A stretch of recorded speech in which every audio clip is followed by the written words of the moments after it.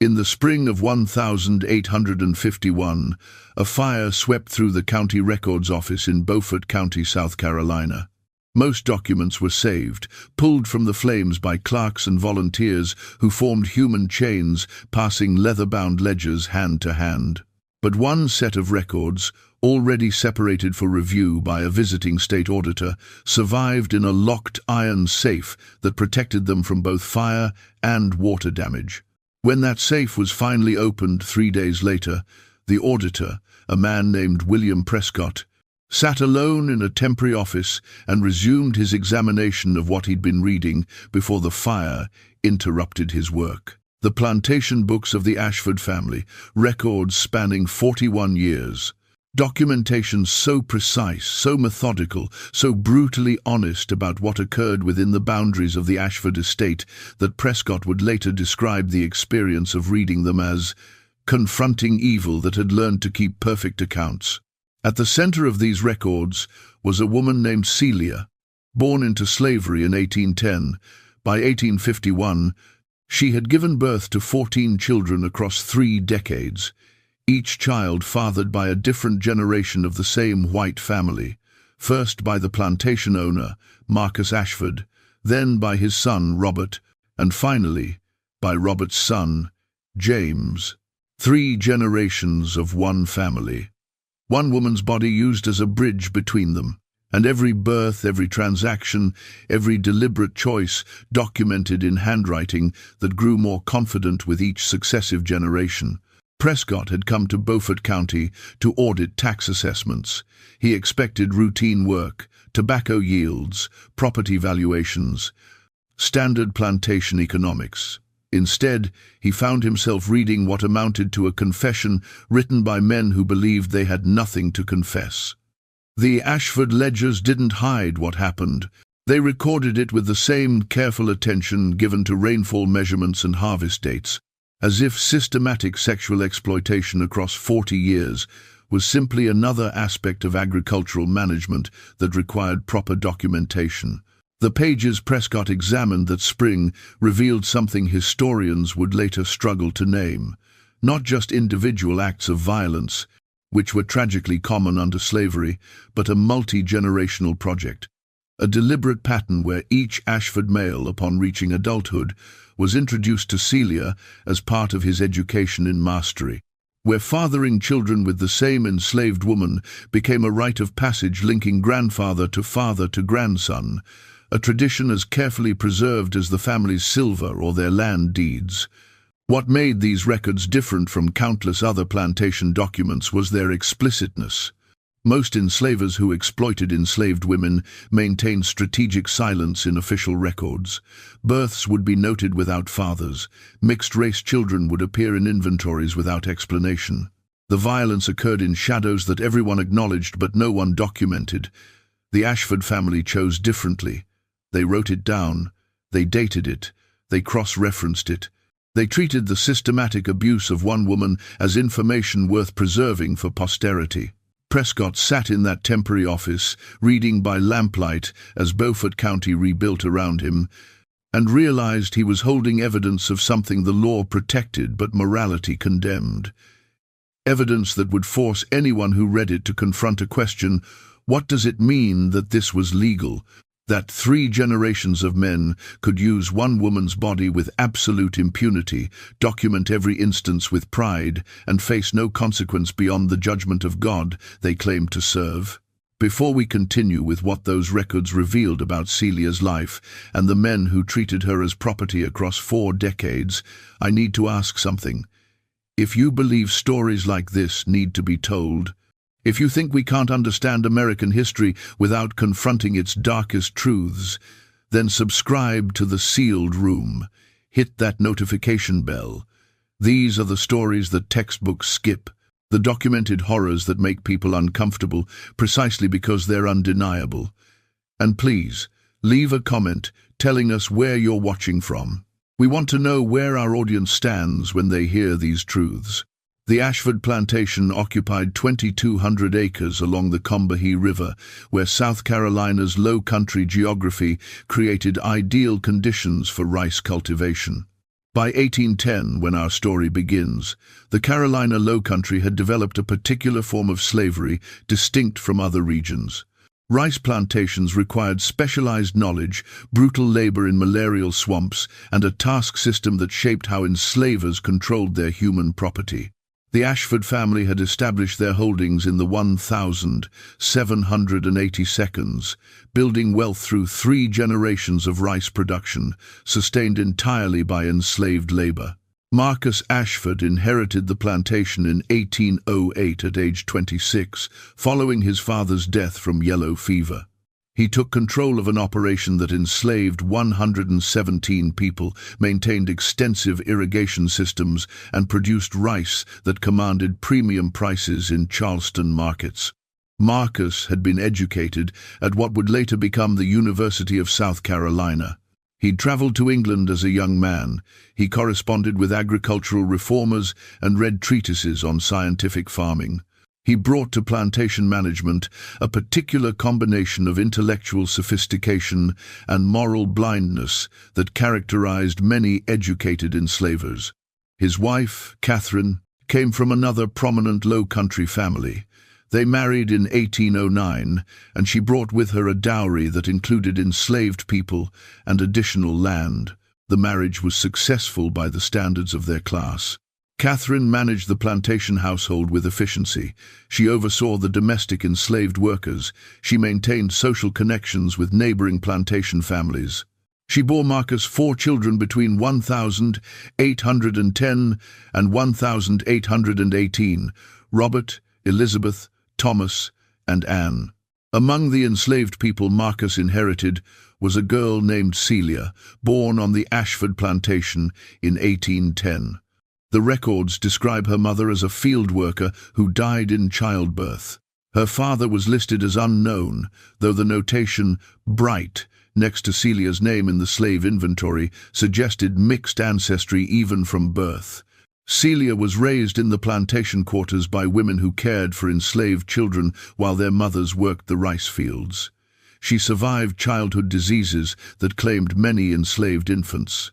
By age 8, she'd been moved to work in the main house, a transition that removed her from the deadliest plantation labor, but placed her under the direct supervision of the Ashford family.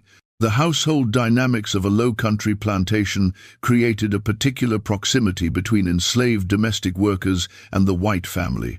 Celia would have served meals, cleaned rooms, carried water, tended fires, moved through the private spaces of the main house daily. She would have been visible to Marcus constantly, present in ways that field workers were not, young and vulnerable, in an environment where Marcus held absolute legal authority over her body and her future. The first entry appears in Marcus Ashford's personal journal in August 1826. Unlike the plantation's main ledgers, which tracked rice production and enslaved people's births and deaths in columns and numbers, Marcus kept a separate journal where he recorded observations about plantation management, experiments with rice varieties, and thoughts on the challenges of maintaining discipline and productivity. This journal, discovered by Prescott in 1851, contained passages that Marcus never intended for outside review, but preserved nonetheless. "Celia has matured into a useful house servant," Marcus wrote in August 1826. "She shows intelligence in learning tasks and maintains proper deference. At 16, she represents increasing value as property, though her utility extends beyond typical domestic service. I have determined that certain arrangements, while not openly discussed, serve multiple purposes in plantation management. The girl understands her position. She has been instructed clearly. These matters require discretion but not apology among men who understand the realities of our situation." The language was coded but clear. Marcus was documenting his decision to begin sexually exploiting Celia. The entry's tone combined self-justification with assumption of entitlement. He framed his actions as arrangements and utility, transforming rape into management decision. The phrase, "she understands her position," carried particular cruelty. Celia had no choice. Understanding meant only that she'd been informed of what would happen and knew resistance was futile. Celia was 16 years old. Marcus was 44. Married, father of 4 children, respected member of the planter class, elder in the Presbyterian Church. The legal system of South Carolina granted him absolute authority over Celia. She could not refuse him. She could not report him. She could not escape. If she became pregnant, the child would be his property, adding to his wealth while testifying to his crime in features that everyone would see but no one would officially acknowledge. The plantation's main ledger recorded the first consequence in May 1827. Celia delivered of a daughter, healthy, light complexion, named Sarah. No father listed. The omission was standard practice, but in this case deliberate. Marcus chose not to acknowledge paternity in the business records, even while documenting his actions in his private journal. The separation suggested awareness that what he was doing required some concealment, even in a society that broadly tolerated such exploitation. Over the next 7 years, 3 more children appeared in the ledgers, all born to Celia, all listed without fathers. All described with terms like bright or light that indicated mixed ancestry obvious to anyone who saw them. Marcus's journal contained occasional references to these births, noted with the same tone he used for successful rice harvests or the purchase of new farm equipment. Celia has proven reliably productive, he wrote in 1829. The children represent appreciating assets while serving immediate household needs as they mature. The dehumanization was complete. Celia existed in Marcus's accounting as a production unit. Her children were assets. Their suffering was irrelevant to calculations of utility and value, and Marcus recorded these observations in permanent ink, confident they would never bring consequence, because the law and society both protected his right to do exactly what he was doing. Robert Ashford, Marcus's eldest son, was 17 years old in 1827 when Celia gave birth to her first child. He was growing up in a household where his father's exploitation of an enslaved woman occurred openly enough that everyone knew, but quietly enough that no one spoke of it directly. This was the world that shaped Robert's understanding of power, of manhood, of what it meant to own other human beings. Marcus invested considerable attention in Robert's education. The boy was sent to Charleston for formal schooling between ages 12 and 16, studying classics, mathematics, and the agricultural sciences that wealthy planters valued. But his real education occurred at home, watching his father manage the plantation, learning through daily observation how authority functioned in a world built on slavery's absolute hierarchy. He learned that enslaved people existed for white convenience, that their bodies could be used in whatever ways served the master's interests, that this was not just permissible but natural, ordained by God and protected by law. Marcus's journal from 1833 contains an entry that reveals how deliberately he approached passing these lessons to his son. Robert returns from Charleston next month, nearly 23, and ready to assume greater responsibilities in plantation operations. I have determined to educate him fully in all aspects of management, including those arrangements that maintain proper order and satisfy natural requirements. The boy has romantic notions from too much reading, but practical experience will correct these. He must understand that effective mastery requires exercising all forms of authority, not merely those discussed in polite company. The language was careful, almost bureaucratic, but the meaning was clear. Marcus intended to introduce Robert to the systematic sexual exploitation he'd been practicing with Celia for 7 years. This wasn't casual mention or indirect suggestion. Marcus planned to teach his son that using enslaved women sexually was part of plantation management, a practice to be learned and continued across generations. The main plantation ledger recorded what followed in February 1834. Celia delivered of a son, healthy, fair complexion, named Daniel. Father, Robert Ashford. Unlike the previous births, this entry included paternity. Marcus made the choice to document his son's actions explicitly, creating an official record that linked Robert to Celia and her child. The notation suggested pride rather than shame, acknowledgement rather than concealment. Marcus was documenting a tradition successfully transferred from one generation to the next. Celia was 24 years old. She had already borne 4 children to Marcus. Now his son, barely older than some of her earlier children, had been directed to her as part of his education in mastery. The journal entries from this period contain no record of Celia's experience, no acknowledgement of her humanity, no consideration of what it meant for a woman to be systematically passed between father and son like inherited property. The records preserved facts while erasing every element of human suffering that those facts represented. Robert's own journals, which he began keeping in 1834, following his father's example, show a young man struggling initially with something that troubled his conscience before gradually accepting it as normal. An early entry from March 1834 reads, "Father instructs me in matters I find difficult to reconcile with Christian teaching, yet he demonstrates through Scripture that proper order requires firm authority in all things. The Negro woman, Celia, serves purposes beyond household work, and I am told this arrangement is common among well-managed plantations, though not discussed openly. I must learn to see property as property, not as persons who might claim rights they do not possess." The entry reveals Robert's internal negotiation, his attempt to rationalize what he knew was wrong by accepting his father's framework. Within a year, his journal entries had shifted tone entirely. By 1835, he wrote about Celia with the same casual ownership his father displayed, the same reduction of human being to utility. The moral struggle had been resolved by embracing the logic of slavery so completely that exploitation became management and rape became prerogative. Catherine Ashford, Marcus's wife and Robert's mother, lived through all of this in the main house where Celia worked and bore children that increasingly resembled the Ashford men. The historical record offers only fragments of Catherine's perspective, occasional letters to relatives that referenced plantation life in carefully coded language.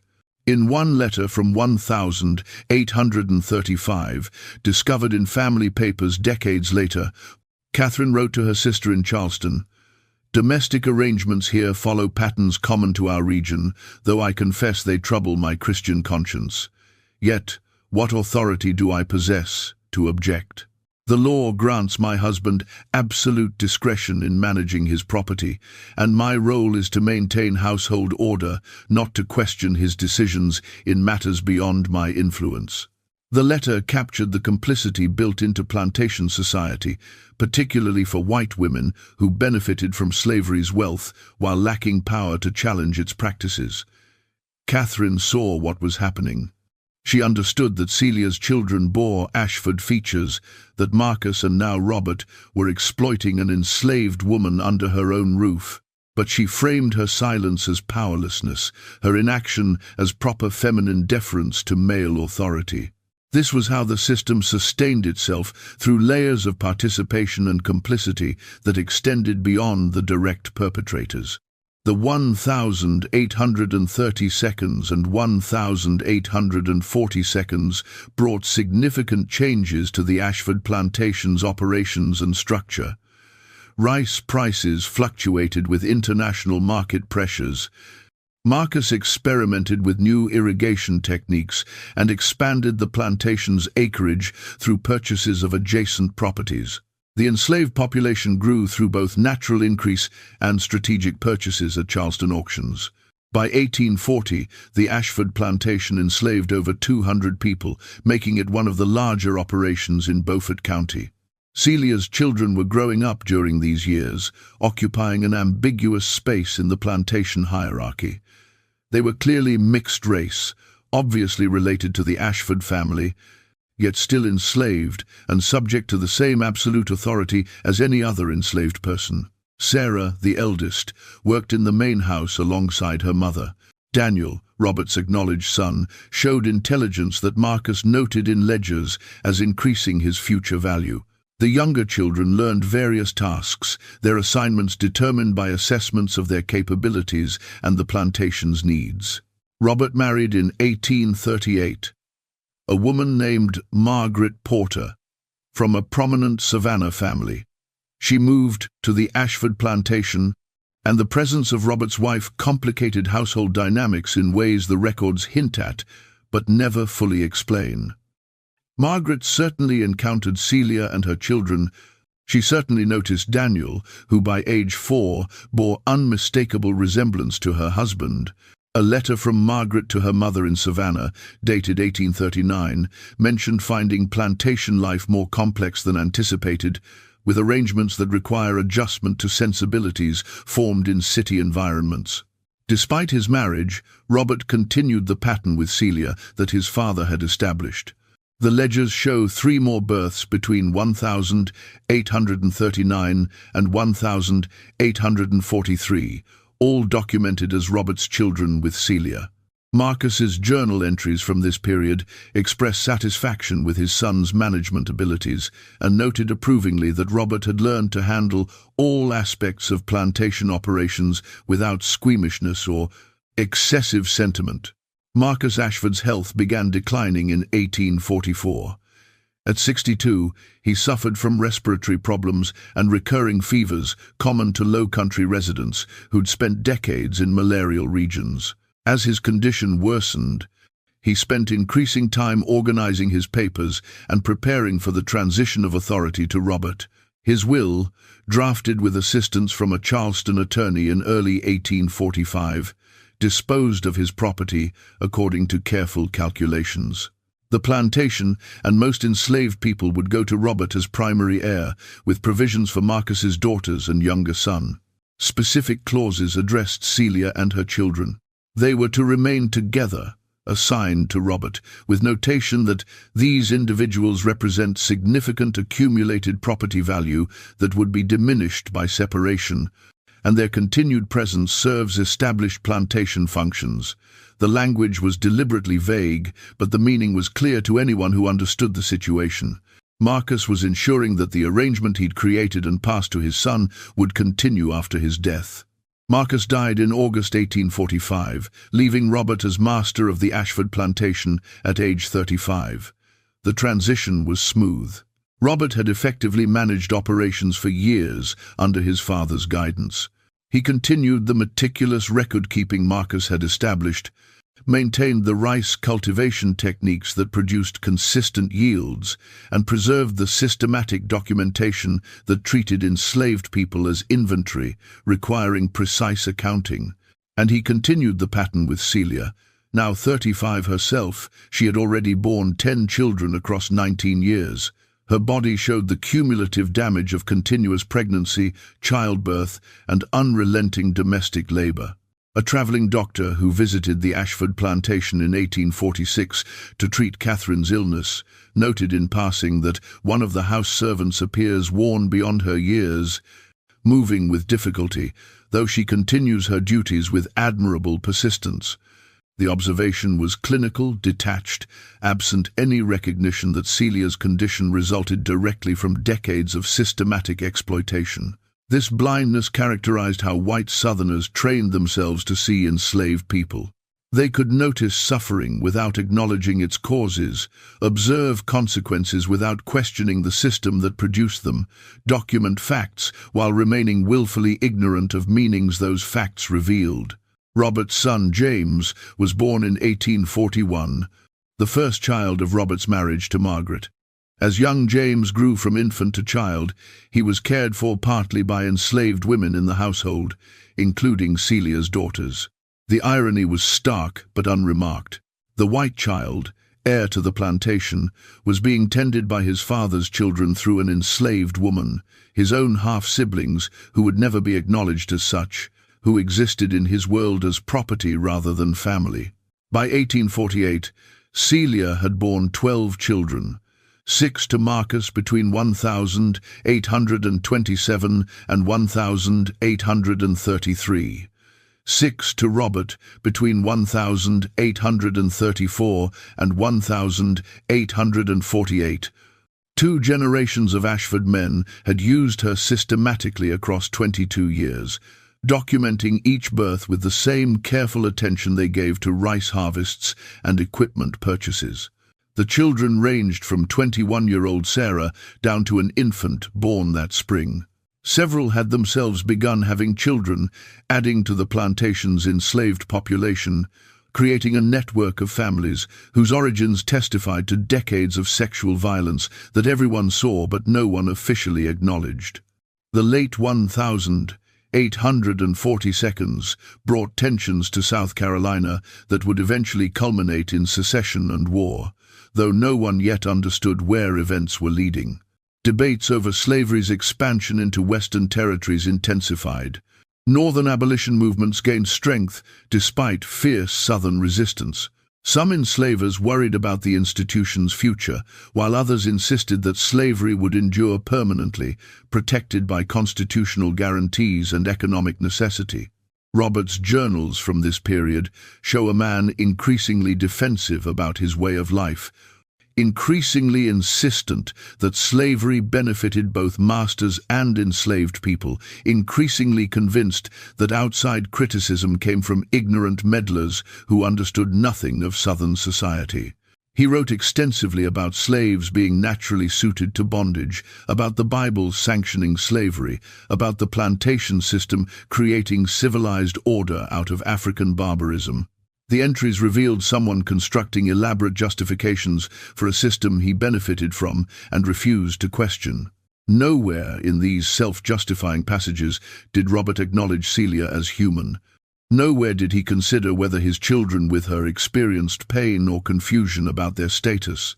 Nowhere did he reflect on the moral implications of a pattern where his own son was growing up in a household shaped by the same exploitation Robert had learned from his father. The blindness was complete, sustained by ideological frameworks that made slavery's defenders immune to recognizing their own cruelty. James Ashford was 7 years old in 1848, an age when children begin understanding their world's structure and their place within it.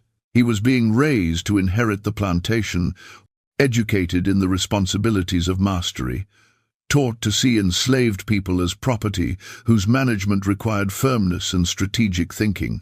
Robert involved his son in plantation tours, explaining rice cultivation, demonstrating authority, modeling the behaviors that would prepare James to eventually take control of operations. And James was learning through daily observation the unspoken rules governing relationships between white men and enslaved women. He saw Celia and her children. He heard conversations that stopped when he entered rooms. He absorbed assumptions about power and race and gender that would shape his understanding of what masters were entitled to expect from those they enslaved. The pattern was preparing to repeat into a third generation. The 1852 arrived with South Carolina more deeply committed to slavery than ever before, despite growing national tensions over the institution's future. The Compromise of 1850 had temporarily eased sectional conflicts, but debates continued to intensify.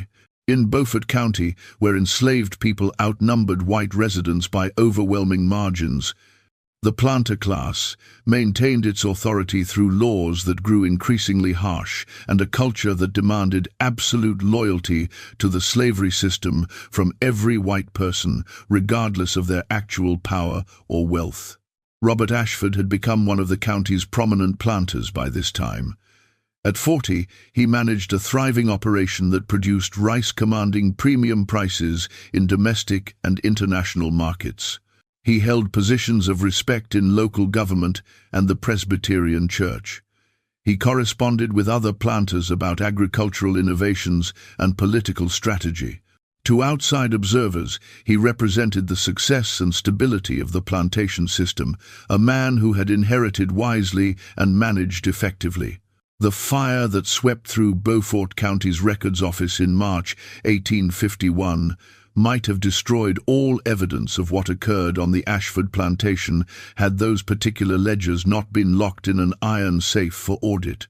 Review. William Prescott, the state auditor who'd been examining them, returned to his work after the fire with a sense that something beyond ordinary providence had preserved these specific documents. His initial review had already troubled him. Now, continuing through the later volumes, he discovered that the story he thought he understood was still unfolding. Prescott found entries showing that Celia had borne 2 more children since 1848, bringing her total to 14 across 24 years. Her health had deteriorated significantly, noted in Robert's journals with the detached concern one might show for aging equipment. Celia, increasingly limited in her capacities, Robert wrote in 1850. The years of service have accumulated effects, though she remains useful in lighter duties. Her daughters now assume primary household responsibilities, continuing the family's reliable service. The phrase, continuing the family's reliable service, carried layers of meaning that Prescott found deeply disturbing. Robert was noting that Celia's daughters, now young women, were taking over the domestic work their mother could no longer perform as efficiently. But the phrasing also suggested something more ominous, a continuation of the service that had defined Celia's entire adult life. Prescott turned to the ledgers, tracking births among the enslaved population. What he found there made him set down his pen and close his eyes for a long moment. Sarah, Celia's eldest daughter, born in 1827 to Marcus Ashford, had given birth herself in 1850. The entry was clinical. Sarah delivered of a daughter, healthy, light complexion, named Grace. Father, Robert Ashford. Robert had fathered a child with his own daughter. The girl born to him and Celia 23 years earlier had been used by him exactly as her mother had been used by Marcus and then by Robert himself. The pattern wasn't just continuing across generations of Ashford men. It was expanding to include the daughters born from previous exploitation, creating a web of abuse that grew more complex and horrifying with each new entry Prescott examined. But even this wasn't the full scope. As Prescott continued reading through Robert's journals and the plantation ledgers, he discovered entries documenting something he initially struggled to believe. James Ashford, Robert's legitimate son, had turned 18 in 1859. And in the spring of that year, just months before Prescott arrived to audit the records, the ledger contained a new entry. Celia delivered of a daughter, healthy, fair complexion, named Ruth. Father, James Ashford. 3 generations.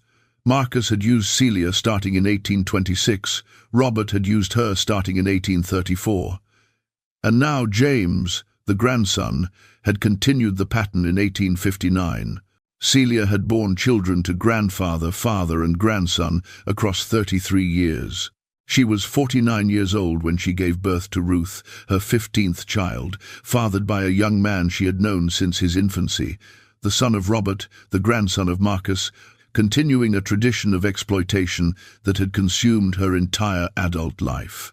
Prescott sat alone in that temporary office, surrounded by ledgers that documented what should have been unthinkable, but was instead carefully recorded, cross-referenced, preserved as plantation business.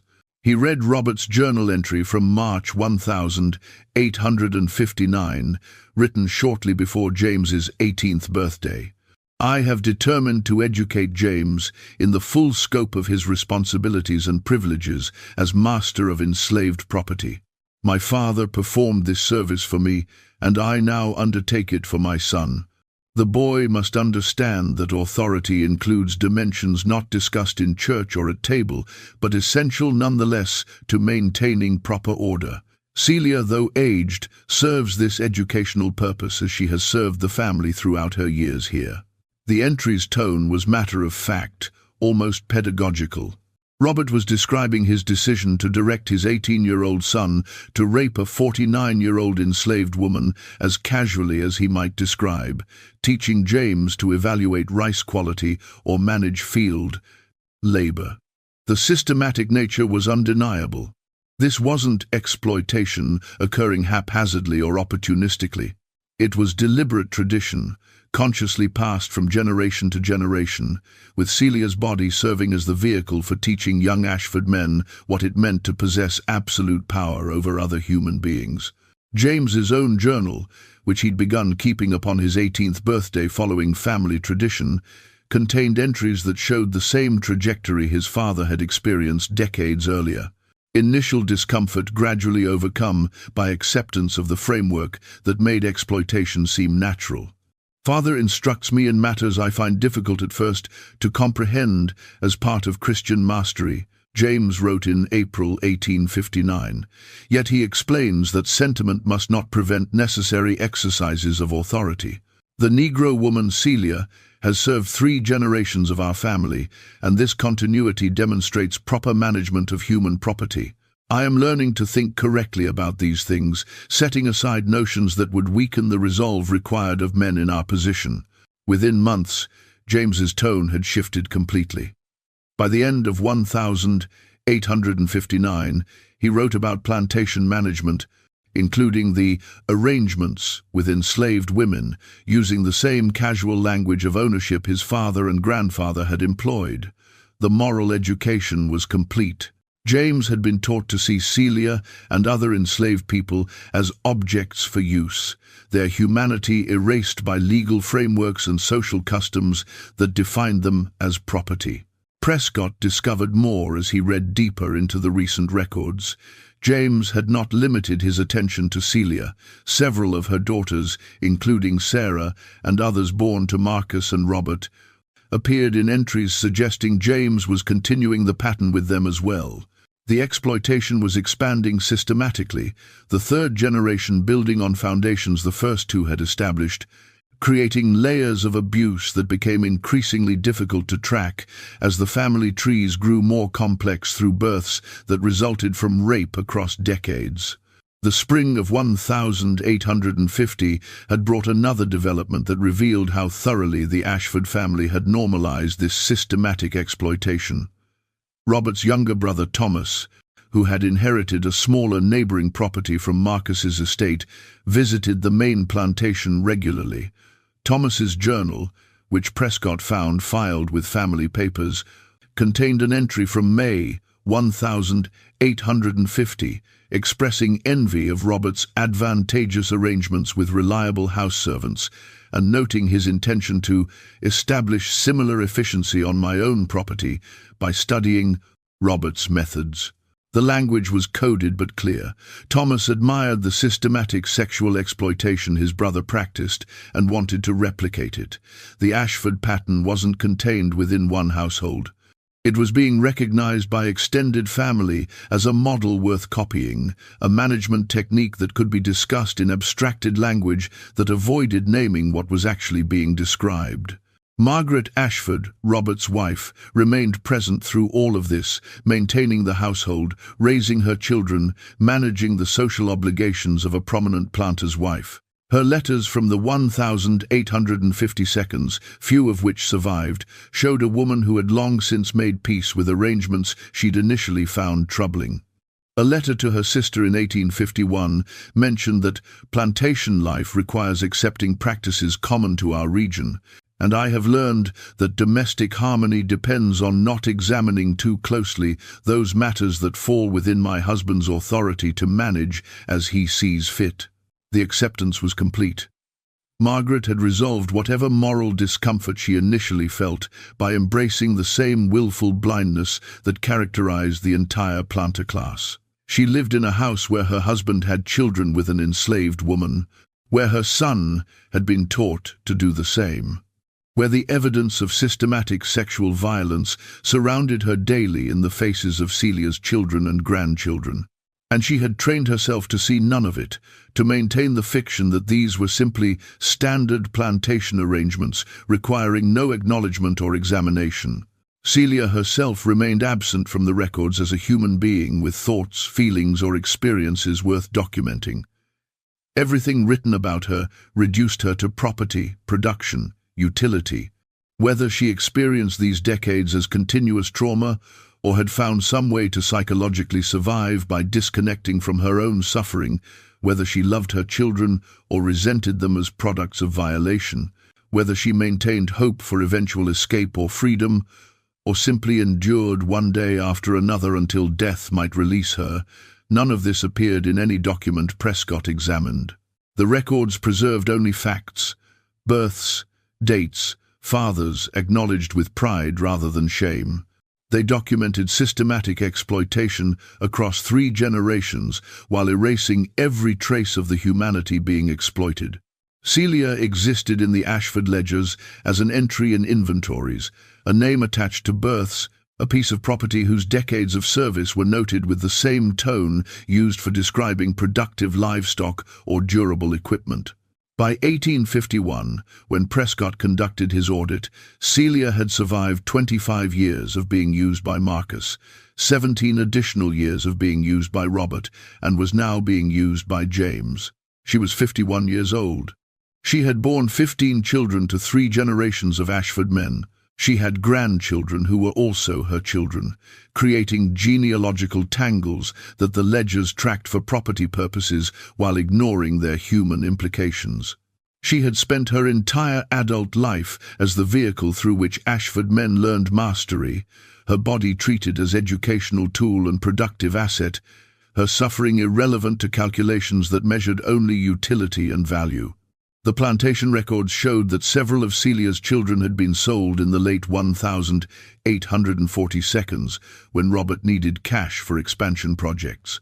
They appeared in ledgers as transactions, sold to Colonel Pemberton of Edisto Island, the Negro boy David, age 14, for $850. David was one of Robert's sons with Celia.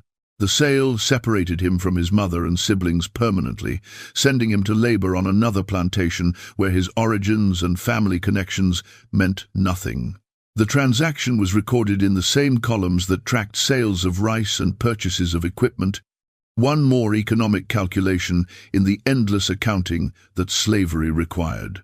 Other children remained on the Ashford plantation, growing into roles determined by assessments of their capabilities and the operation's needs. Some worked in fields, some maintained irrigation systems, some, particularly the daughters, served in the main house alongside Celia when she was still capable of such work. All of them lived with the knowledge of their origins, understanding that they existed in ambiguous space between family and property, sharing blood with their masters while remaining subject to the absolute authority that allowed those masters to use them in any way they chose. Prescott found himself reading faster now, driven by a need to reach the end, to see if there was any recognition of wrongdoing, any moment where someone in the Ashford family acknowledged the humanity they'd been systematically violating for decades. But there was nothing. The journals ended with James's entries from early 1851, documenting plantation operations, rice prices, weather conditions, and the continued useful service of Celia and her daughters, routine observations about routine matters requiring routine management.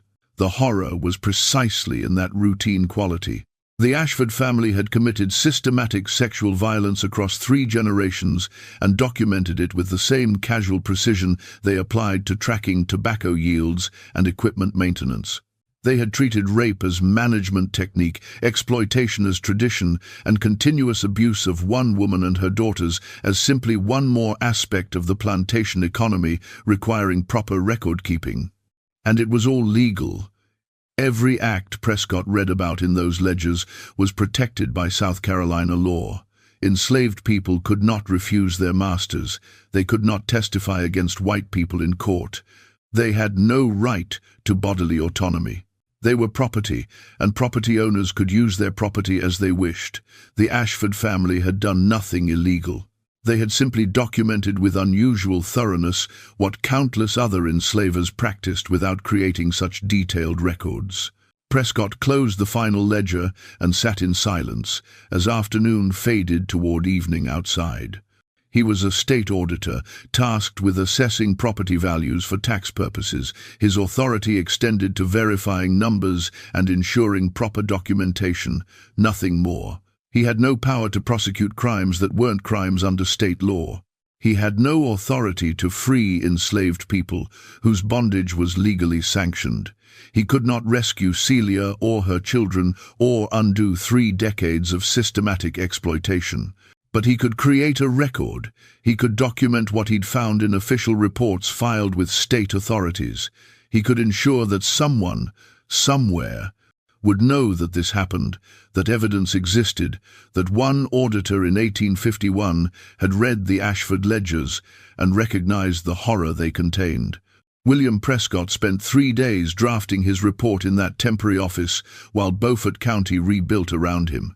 He wrote and rewrote, struggling to find language that would convey what he'd discovered without seeming hysterical or overstepping his authority as a state auditor.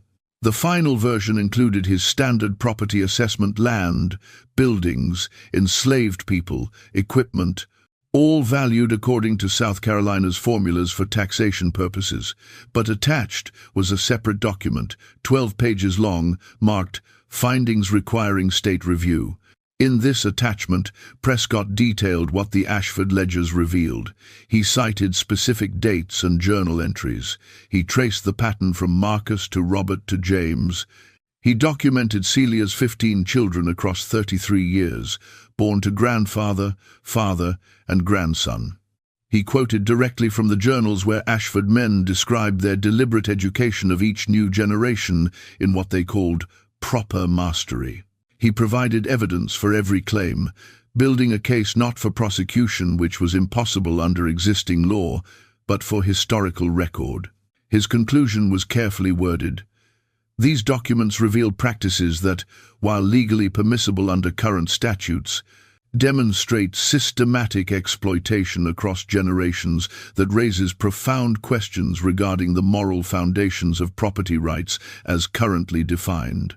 The explicit documentation by the perpetrators themselves, preserved with evident pride rather than shame, suggests that legal frameworks permitting such conduct require examination by those with authority to consider whether laws that enable multi-generational sexual violence against enslaved women serve the interests of justice or merely the convenience of those who benefit from such arrangements.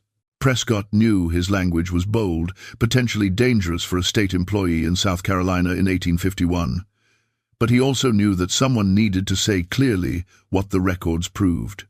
That slavery enabled systematic rape, that enslavers documented their crimes with confidence that law and society would protect them, that 3 generations of one family had used one woman's body and then her daughters' bodies as vehicles for teaching young men what absolute power looked like in practice. He submitted the report to the state auditor's office in Columbia on the 3rd of April 1851. The response came 3 weeks later. State Auditor General James Henderson acknowledged receipt of Prescott's property assessment, which was filed as routine documentation.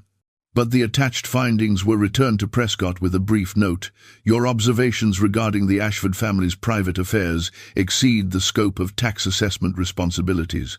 Such matters, if they raise concerns, should be addressed through appropriate channels by parties with standing to bring suit. As a state auditor, your role is to verify property valuations, not to offer commentary on the lawful exercise of property rights by South Carolina citizens." The message was clear. Prescott's attempt to create an official record had been rejected. The state had no interest in examining what the Ashford ledgers revealed. Henderson's reference to lawful exercise of property rights made explicit what everyone already understood. Slavery gave enslavers absolute authority, and any sexual violence that occurred within that framework was legally protected, officially unacknowledged, and deliberately beyond the reach of government intervention. Prescott was ordered to return to Beaufort County to complete his routine tax assessment work.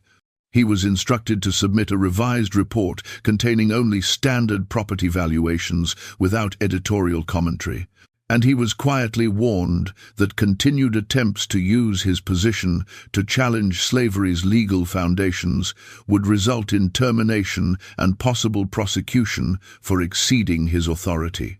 He complied. Prescott submitted the requested revised report in May 1851, documenting the Ashford plantation's value in columns of numbers that revealed nothing about how that value had been generated or what suffering it represented. But before returning the Ashford ledgers to the county records office, now rebuilt after the fire, he made copies of key passages. He spent his own money to have a clerk transcribe sections of Marcus's and Robert's and James's journals, along with the relevant birth entries from plantation ledgers. These copies he kept, storing them in his personal papers with a note explaining their significance. "I cannot stop what occurs on the Ashford plantation," Prescott wrote in that note, dated the 15th of May, 1851. "I cannot free Celia or her children. I cannot prosecute men who have committed no crime under South Carolina law. But I can preserve evidence that this happened, documented by the perpetrators themselves, so that if history ever develops eyes to see what we currently choose to ignore, these records will testify to truths that our generation lacks courage to acknowledge." Prescott left South Carolina shortly after completing his work in Beaufort County. He relocated to Pennsylvania, finding employment with a shipping company in Philadelphia, far from the plantation economy whose legal protections for systematic abuse had cost him his career for simply documenting what he'd found. He carried those copied documents with him, preserving them among his personal papers, uncertain whether they would ever matter but unwilling to let the evidence disappear entirely. Back on the Ashford plantation, life continued its established patterns. Robert managed rice cultivation with the efficiency his father had instilled. James learned plantation operations, gradually assuming more responsibility as Robert prepared him for eventual inheritance. Celia, now in her 50s, performed what work she remained capable of, her body worn beyond recovery by decades of childbearing and labor. Her children and grandchildren moved through roles determined by the plantation's needs and the Ashford family's assessments of their capabilities. The 1,850 seconds brought increasing sectional tensions that would culminate in war, though in 1851 few anticipated how drastically everything would change within a decade. South Carolina's planter class remained confident in slavery's permanence, in constitutional protections and economic necessity that would preserve the institution indefinitely. The Ashford family, like their neighbors, invested in expansion, purchased additional enslaved people at Charleston auctions, and planned futures built on assumptions that the system enabling their wealth and authority would endure unchanged. Celia died in November 1854 at age 44. The cause listed in plantation records was simply illness. No details, no diagnosis, no acknowledgement that her body had been destroyed by 33 years of continuous exploitation. Robert's journal entry noting her death was brief. "The Negro woman Celia expired yesterday after extended decline.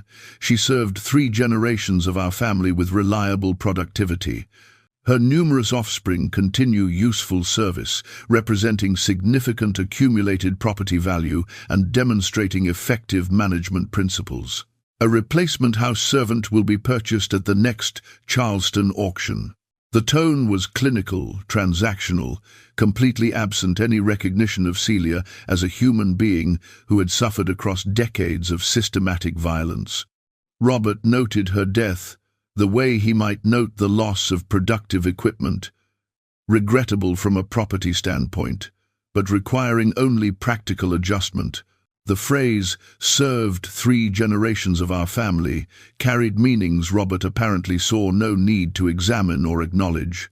Celia was buried in the enslaved people's cemetery on the Ashford plantation, a clearing beyond the rice fields where wooden markers deteriorated in low-country weather and humidity. No stone marked her grave. No service acknowledged the specific circumstances of her life. The enslaved community buried her with whatever ceremony they could manage within the limited time and resources available to them, marking her passing in ways the historical record doesn't preserve. Her children remained enslaved on the Ashford property or on neighboring plantations where some had been sold. Ruth, the youngest, born in 1850 to James Ashford, was 4 years old when her mother died. She would grow up knowing Celia only through stories told by older siblings, learning her own origins from people who had lived through what Ruth would only hear described.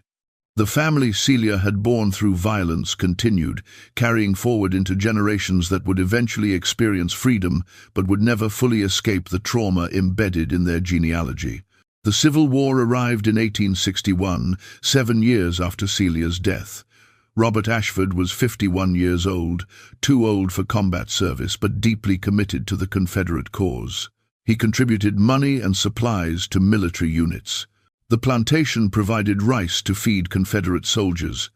James, now 20, served briefly in a South Carolina regiment before being sent home to manage plantation operations that were essential to the war effort. The Ashford family, like the broader planter class, fought desperately to preserve the system that had enabled their wealth and maintained their authority. The war came to Beaufort County in late 1861, when Union forces captured Port Royal Sound and established one of the war's most extensive occupied territories. White planters fled inland, abandoning their properties in panic. Robert and James Ashford left in November 1861, taking portable valuables but leaving the plantation itself, the enslaved people, and most records behind. They never returned. Both died during the war years, Robert from illness in 1863, James from wounds received at Petersburg in 1864. The enslaved people on the Ashford plantation experienced Union occupation as the beginning of freedom, though the transition was complex and uncertain. Federal authorities established the Port Royal Experiment, one of the war's first major efforts at transitioning from slavery to free labor. Formerly enslaved people began working land for wages, establishing schools, building churches, creating the institutional foundations of free black communities in the Low Country. Among those who experienced this transition were Celia's surviving children and grandchildren. The records from this period are fragmentary, but some evidence exists of their post-emancipation lives. Sarah, the eldest, appears in Freedmen's Bureau records from 1866 as a teacher in one of the schools established for formerly enslaved people. She was 39 years old, teaching children to read using materials provided by Northern missionary societies. Whether she ever spoke about her own origins, about being born to Marcus Ashford and then used by Robert Ashford, about the grandmother, father, grandson pattern that had defined her family's experience across generations, this the records don't preserve. Other children scattered after emancipation, leaving the Low Country entirely or moving to Charleston and other cities where they might build lives disconnected from plantation origins. Many changed their names, a common practice among formerly enslaved people who wanted to establish identities separate from the families who had owned them. Whether any of Celia's descendants retained the name Ashford or chose different surnames that would sever linguistic connection to their exploiters remains unclear from available documentation. The Ashford plantation property went through various hands after the war. The main house, abandoned in 1861, gradually deteriorated. Reconstruction-era economic instability and the collapse of rice cultivation in the Low Country made large plantations difficult to maintain. By the 1882, much of the former Ashford property had been subdivided and sold, some portions to formerly enslaved people who purchased small plots, others to speculators hoping for eventual recovery of land values. The physical landscape that had contained Celia's entire life slowly transformed, the buildings collapsing, the fields reverting to marsh and forest, the evidence of what had occurred there eroding into the Low Country soil. The ledgers and journals survived, preserved initially in the county records office where William Prescott had returned them in 1851. They remained filed as routine plantation documents, examined occasionally by researchers studying Low Country agricultural history or genealogists tracing family lines, but their full significance largely unrecognized. The journal's explicit descriptions of systematic sexual exploitation were read by various people over the decades, usually producing discomfort that led to quick refiling rather than deeper examination. Prescott's copied transcripts remained in his personal papers in Philadelphia. He lived until 1889, working in shipping and commerce, never returning to South Carolina. His papers were donated to the Historical Society of Pennsylvania after his death, including the transcribed passages from the Ashford ledgers along with his explanatory notes. These sat in archival storage for decades, one collection among thousands, their contents unknown except to the occasional researcher who examined Prescott's papers for other purposes. The first serious historical examination of the Ashford case occurred in 1932, when a graduate student at the University of South Carolina, researching plantation record-keeping practices, discovered the original ledgers in Beaufort County's historical collections. Margaret Thornhill was studying how enslavers documented the people they held in bondage, examining the bureaucratic systems that reduced human beings to inventory entries. The Ashford ledgers stood out immediately for their unusual explicitness about sexual exploitation. Thornhill spent months working through the documents, cross-referencing the journals against birth records, tracing Celia's children through multiple generations, documenting the pattern that connected Marcus to Robert to James.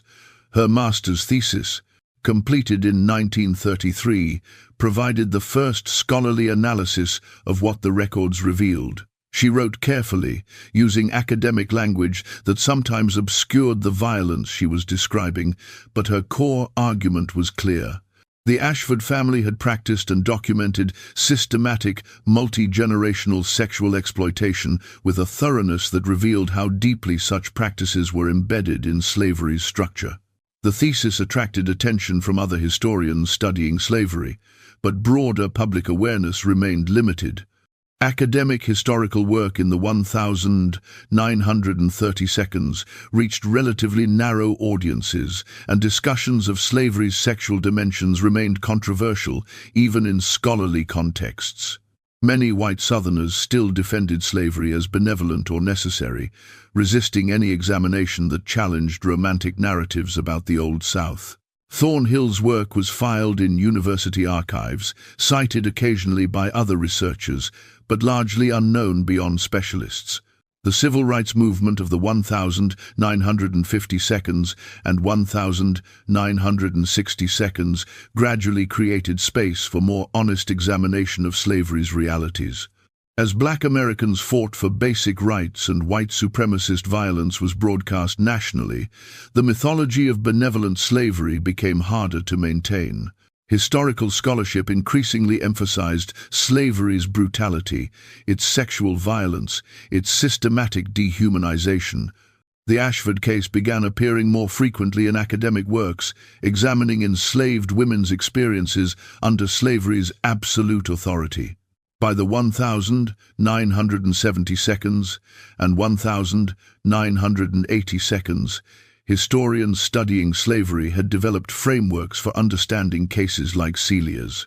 They documented how sexual exploitation functioned as tool of control, how enslaved women's bodies were treated as property available for masters' use, how laws that defined enslaved people as property rather than persons enabled systematic rape with complete legal protection.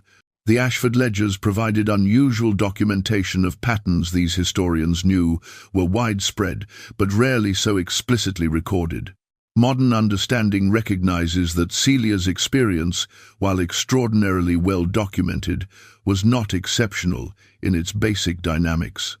Sexual exploitation of enslaved women was endemic to slavery across the Americas. What made the Ashford case distinctive was the multi-generational nature deliberately passed from grandfather to father to grandson, and the meticulous documentation that preserved evidence typically hidden in strategic silence. The records force confrontation with realities that most enslavers took care not to document so explicitly. The Ashford plantation site today is barely recognizable as having once been the center of a major rice operation. The land is partly occupied by a nature preserve, with walking trails through what was once cultivated fields. Some portions remain in private hands, undeveloped land where low-country forests have reclaimed territory that slavery's forced labor had transformed. No historical marker notes what occurred there. South Carolina's Historical Marker Program, which has installed hundreds of plaques across the state, has not erected one at the former Ashford property. The Enslaved People's Cemetery, where Celia was buried in 1854, has been lost entirely. No maintained markers remain, no clear boundaries define the space.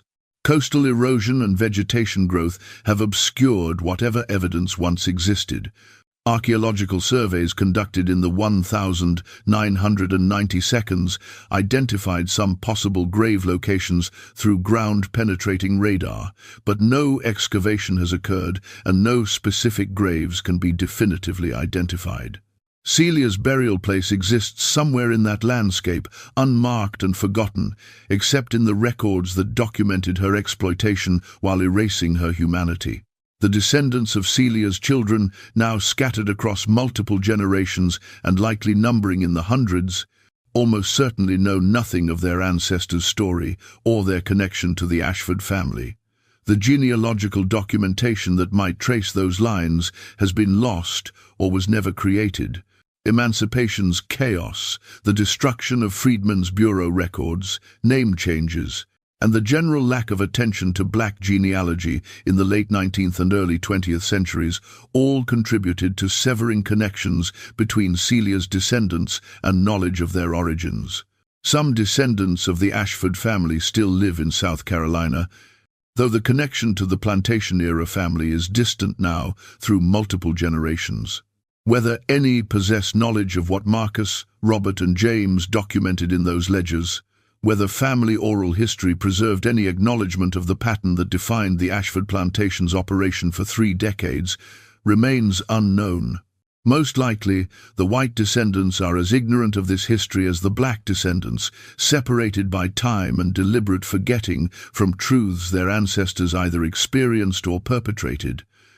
The Ashford ledgers and journals remain preserved in various archival collections. The originals are housed at the South Carolina Historical Society in Charleston, available to researchers but rarely examined. Prescott's transcribed copies reside at the Historical Society of Pennsylvania, filed among his papers. Digital scans have been created in recent years, making the documents more accessible to scholars, though public awareness remains limited. What does this story demand from us? The Ashford case is not ancient history. Celia died in 1854, just 170 years ago. People alive today have great-grandparents who were born closer to her death than to the present moment. The legal system that protected Marcus and Robert and James Ashford's systematic exploitation was built on frameworks of white supremacy that didn't end with emancipation, but transformed into Jim Crow segregation, into ongoing racial inequalities that shape American society today. The documentation exists, the evidence is preserved. We know what happened on the Ashford plantation because the perpetrators wrote it down with confidence that law and society would protect them. They were correct. No one stopped them. No one prosecuted them. No one even officially acknowledged what they were doing until William Prescott tried in 1851 and was silenced by authorities who had no interest in examining slavery's realities. Does knowing this history create obligations? Should descendants of enslaved people and descendants of enslavers both confront these documented truths about how their families were connected through systematic violence? Should communities where such plantations existed acknowledge what occurred there, mark the sites, teach the history to students who need to understand what slavery actually entailed beyond sanitized textbook descriptions? These questions remain contested. Many Americans prefer comfortable distance from slavery's specifics, acknowledging it was wrong in abstract terms while avoiding the documented details that reveal how thoroughly it corrupted everyone it touched. The Ashford ledgers force confrontation with specifics. They name names, provide dates, preserve the perpetrator's own words, justifying systematic rape as plantation management. They make denial impossible for anyone willing to actually read what Marcus and Robert and James Ashford wrote. Celia existed. She lived 44 years, bore 15 children to 3 generations of men who treated her as property, and died without ever experiencing freedom or justice. Her story was nearly erased, preserved only because an auditor in 1851 had the moral courage to document what he found, despite knowing it would cost him his career. We owe it to her memory, and to all the enslaved women whose exploitation was never documented so explicitly, to tell these stories. To refuse the comfortable forgetting that lets us pretend slavery was something less brutal than the records prove it was. If this story affected you, if you believe these truths matter, then share this video. Leave a comment with your thoughts about what obligations we have to confront documented history. Subscribe to The Sealed Room for more stories that reveal the realities textbooks often skip. These are difficult histories. But difficulty doesn't excuse ignorance. The records exist. The evidence is preserved. We choose whether to look at it honestly or continue the willful blindness that protected slavery and its aftermath for so long. The story of Celia and the Ashford family isn't exceptional because it's unusually horrific. It's exceptional because someone documented it. How many other enslaved women experienced similar systematic exploitation across generations but left no records because their enslavers practiced strategic silence? How many stories remain unknown because the evidence was deliberately destroyed or simply never preserved? These questions should haunt us. Because the answer is thousands, tens of thousands. The Ashford plantation was one operation among thousands across the South. Celia's experience was documented, but it wasn't unique. And until we confront that truth honestly, until we acknowledge what slavery actually was, rather than what we'd prefer it had been, we can't fully understand the history that shaped our present or the obligations that history creates. Thank you for watching. Don't forget to subscribe to The Sealed Room and hit that notification bell. These stories need to be told, and they need audiences willing to hear them, no matter how uncomfortable the truth becomes. See you in the next video.